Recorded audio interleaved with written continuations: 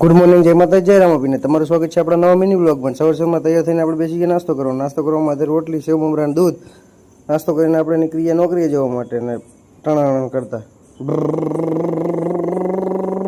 Finally આપણે પહોંચી ગયા નોકરી અને પીવાની હતી ચા, તો આપણે આવી ગયા જસના ટી પોઈન્ટમાં ચા લેવા માટે. અને આ છે ચાનો કારીગર કિશન મારવાડી. ચા લઈને આપણે નીકળી ગયા બધા મિત્રો પાસે ચા પીવા માટે. બેસી ગયા આપણે જમવામાં આજે થઈ ગયું હતું મોડું, તો જમવામાં હતું રીંગણા બટેકાનું શાક, રોટ. આવી ગયા આપણે સ્પેશિયલ ફાલુદામાં બદામ શેક ખાવા. બદામ શેક પી લીધો. અચ્છા, નોકરીથી આવી ગયા ઘરે ને હવે જવાનું છે વિશાલના ખેતર બાજુ.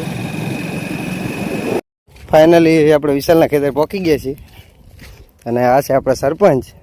હવે શું પૂરે સરપંચ? ચોરી વાવે છે અને એમની વાડી. એક બાજુ ગવાર ને રીંગણી ને મરચી ને ટમેટી ને આ છે એમની બાજરી. આપણે વિશાલભાઈ પાસે અને આ બાજુ મગની શાક ઉતારે છે પાકી. કા મિત્ર? અને આ છે એના મગ ને એક બાજુ બાજરી અને એક બાજુ એરંડા. આપણને ઈચ્છા થઈ ઘર માટે શંકુ લઈ જવાની, તો આપણે મગની શંકુ વેણવાનું ચાલુ કરી નાખ્યું. આ બાજુ બેઠા બેઠા સરપંચ જેવું કરી નાખી આપણા માટે રગડા જેવી ચા. મજા આયા. ચાની પલ્લી તૈયાર થઈને આવી ગઈ ને આપણે માણી લીધી ચાની ગરમા ગરમ ચુસ્કી.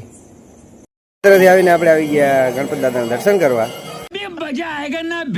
આજે હતી ગણેશ ચતુર્થી, તો હું અને ઢીંગુ આવી ગયા ગણપત દાદાના દર્શન કરવા અને કરી લીધી આપણે અગરબત્તી કરી લીધા દર્શન. ને આ બાજુ બધા મિત્રો પણ લાઇટિંગનું ડેકોરેશનનું કામ ચાલુ હતું, તે પણ લાઇટિંગ ડેકોરેશનનું કામ કરી રહ્યા હતા.